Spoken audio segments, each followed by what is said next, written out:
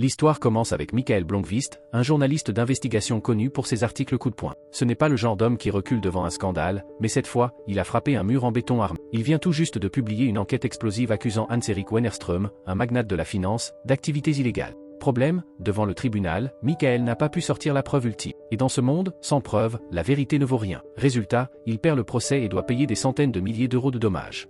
Une somme qui pourrait briser n'importe quelle carrière. Dans son bureau, il tente d'encaisser la nouvelle. Sa patronne Erika Berger, avec qui il entretient une relation secrète, essaie de le rassurer. Ne te blâme pas, Michael. Si cet article est sorti, c'est parce que je l'ai validé. Mais il sait très bien que cette défaite va lui coller à la peau. Pendant ce temps, dans l'ombre, un autre homme s'intéresse à lui, Dirk Frodd. Ce conseiller discret travaille pour un client mystérieux et veut savoir qui est vraiment Michael. Pour ça, il engage Lisbeth Salander.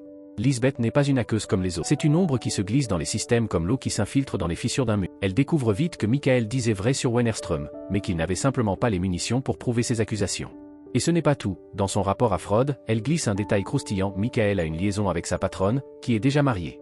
Intriguée, Lisbeth creuse plus loin. En fouillant, elle découvre un lien. Frodd a travaillé par le passé avec Wennerström. Elle infiltre directement les serveurs de Wennerström, copie ses fichiers, et se prépare à tout analyser. Mais pendant qu'elle tisse sa toile, Frodd passe à l'action. Il appelle Michael et lui dit que son patron, Henrik Venger, veut le rencontrer.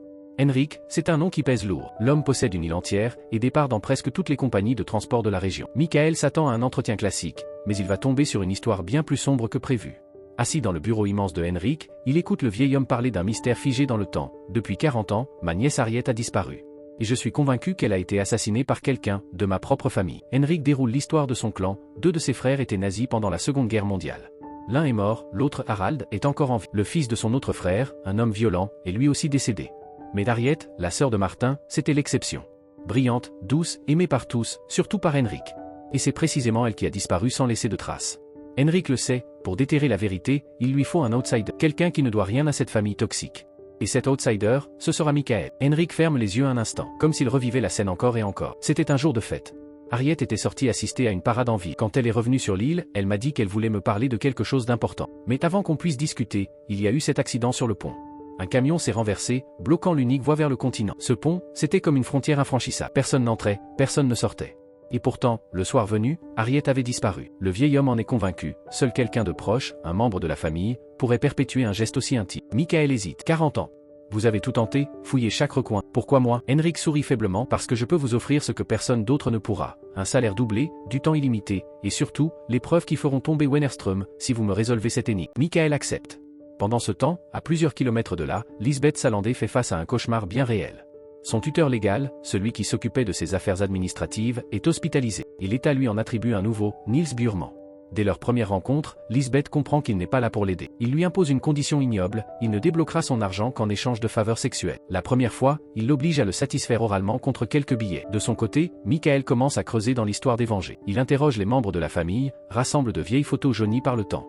Sur l'une d'elles, il repère un détail troublant. Pendant ce temps, à plusieurs kilomètres de là, Lisbeth revient le voir pour demander de quoi acheter un nouvel ordinateur. L'homme montre son vrai visage. Il l'attache, la viole sans savoir que Lisbeth avait glissé une microcaméra dans son sac. Mais Lisbeth ne compte pas rester victime. Elle prépare sa vengeance. Une nuit, elle retourne chez Burman, le neutralise, le déshabille, et lui montre l'enregistrement de son crime. Sa voix est froide, tranchante. Désormais, tu vas obéir à chaque mot que je dirai. Sinon, cette vidéo sera partout. Plus tard, elle croise Michael. En le voyant, elle se crispe, croyant qu'il vient pour lui reprocher de l'avoir espionné. Mais à sa grande surprise, il lui tend une proposition, devenir son assistante sur l'affaire Venger. Lisbeth accepte.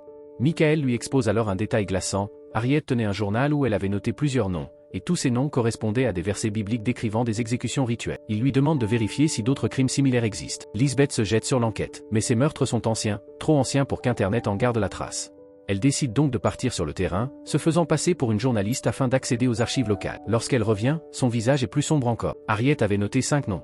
J'en ai trouvé 10. Et toutes ont été assassinées avec une cruauté inimaginable. Violées, torturées, puis tuées.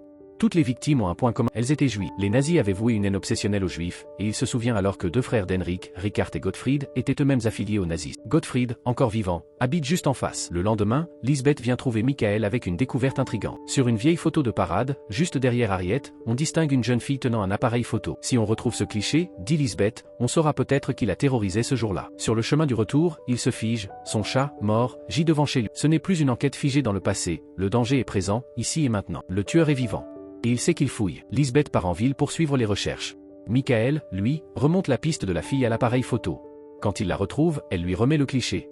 De retour chez lui, il le scannait, il décide alors de se rendre sur le lieu où le père d'Harriet est mort. Il observe longuement la rivière, quand soudain, coup de feu. Une balle siffle à quelques centimètres de sa tête. Il se jette au sol, puis s'enfuit, haletant. Lisbeth rentre et installe des caméras de surveillance dans la maison. Michael arrive, blessé à la tête. Elle soigne ses plaies. Cette nuit-là, la tension se transforme en rapprochement, et ils finissent par céder à l'attirance qui les lie depuis le début. Le matin suivant, Michael rencontre Freud et Martin. Freud parle d'un accident de chasse concernant le tir. Michael demande alors les archives complètes de l'entreprise, mais Freud refuse. Martin, lui, accepte, comme s'il voulait paraître coopératif. Michael charge Lisbeth de fouiller ses données. Pendant ce temps, il analyse les photos de l'accident sur le pont, et y reconnaît le père de Cecilia. Quand il va l'interroger, celui-ci lui donne toutes ces images. Sur l'une d'elles, un visage masculin apparaît, légèrement flou, mais Michael sait qu'il s'agit de Martin. De son côté, Lisbeth découvre un élément glaçant, le père d'Harriet se rendait dans toutes les villes où avaient eu lieu les meurtres. Elle pense donc qu'il est le premier tueur. Mais un détail brise cette théorie. La dernière victime date de 1967, 2 ans après sa mort. En observant une photo de 1967, elle remarque la présence d'Henrik et de Martin. Michael, lui, repère sur une autre image que Martin porte un badge identique à celui retrouvé sur la dernière victime. Et sur la photo de parade, le garçon devant Harriet porte le même badge. Pire encore, l'heure indiquée sur l'horloge contredit totalement l'alibi de Martin. La vérité éclate dans l'esprit de Michael, le père d'Harriet a commencé les meurtres. Martin les a poursuivis. Michael tente de joindre Lisbeth, mais elle ne répond pas. Il décide donc de se rendre seul chez Martin. Au même moment, Lisbeth arrive à la même conclusion que lui, Martin est bien le tueur, et il est lié à la 10e victime. Chez Martin, Michael fouille discrètement, mais Martin rentre plus tôt que prévu. Leurs regards se croisent. Martin propose un verre, un sourire collé au visage. Fin la détente, puis sort son arme et l'accuse. Martin, imperturbable, l'invite à descendre à la cave, où il l'assomme. Quand Michael reprend conscience, il est attaché. Martin avoue alors ses crimes, décrivant les meurtres avec un plaisir malsain. Il se vante même d'être pire que son père, alors que Michael est à 2 doigts de vivre ses derniers instants, tout bascule. Mais une silhouette jaillit de l'ombre comme un éclair en pleine. C'est Lisbeth. Sans hésiter, elle frappe, désarme Martin et le force à battre en retraite. Pris de panique, il s'engouffre dans sa voiture et démarre à toute vitesse. Lisbeth, elle enfourche sa moto et se lance à sa poursuite. Martin joue la carte du désespoir et tente même de la percuter pour la faire tomber. Son véhicule perd le contrôle, percute violemment un obstacle et explose. Le lendemain, les sirènes de police résonnent. Les enquêteurs ratissent la zone. Pendant ce temps, Lisbeth révèle à Michael un indice qui change tout, une photo d'Harriet adolescente, nue, retrouvée dans la cave de Martin. Ce cliché sordide ne colle pas avec la version officielle de l'histoire. Michael comprend alors que, ni Martin ni leur père n'ont tué Harriet. Elle pourrait être encore vivante, et une seule personne détient la réponse, Anita. Michael retrouve Anita dans un appartement élégant mais discret. Dès qu'il évoque Harriet, la vérité éclate, Anita et Harriet. Elle raconte un passé. À 14 ans, elle subit les violences et les abus de son propre père, tandis que sa mère, aveugle à sa souffrance, ferme les yeux. Un soir, alors que la situation devient insupportable, Harriet se défend et tue son père. Mais Martin, témoin de la scène, se transforme à son tour en bourreau. Il l'agresse, la menace, et lui fait vivre un cauchemar sans fin. Le jour de la grande parade, Harriet, terrifiée, profite de la foule pour s'échapper et se réfugier chez Anita, qui l'aide à quitter la Suède et à se forger une nouvelle identité en Angleterre. De retour sur place, Michael orchestre la rencontre entre Harriet et Henrik, son vieil oncle. L'émotion est immense, les années de séparation s'effacent dans une étreinte silencieuse, chargée de larmes et de soulagement.